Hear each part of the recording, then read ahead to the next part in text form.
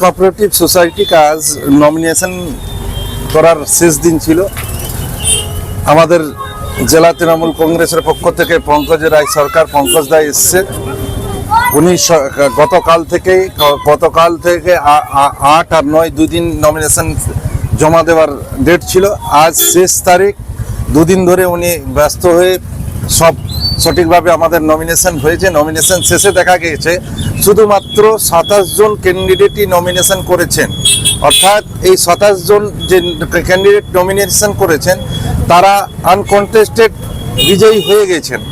এখন আধিকারিকভাবে বিজয়ী ঘোষণা হয়নি, কিন্তু যখন আর অপোনেন্ট কেউ নয় তাহলে আমরা বিজয় উৎসবে মেতে উঠেছি।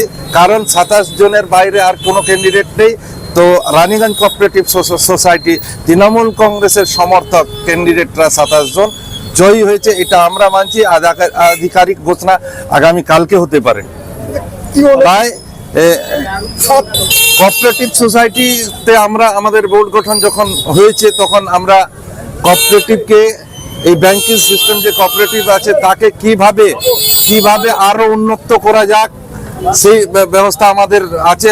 নেত্রী আমাদের আমরা জানি বামপন্থী আমলে কোঅপারেটিভকে কোনো অ্যাড দেওয়া হতো না গভর্নমেন্টের পক্ষ থেকে, কিন্তু আমাদের দিদি নেত্রী মমতা ব্যানার্জি পশ্চিমবঙ্গের মুখ্যমন্ত্রী কোঅপারেটিভকে বিশেষ গুরুত্ব দিচ্ছেন। সেই গুরুত্বকে আমরা আমাদের কমিটির মাধ্যমে সাধারণ জনগণের স্বার্থে, এই রানীগঞ্জের সাধারণ জনগণের স্বার্থে এই কোঅপারেটিভকে আরো উন্নত করব।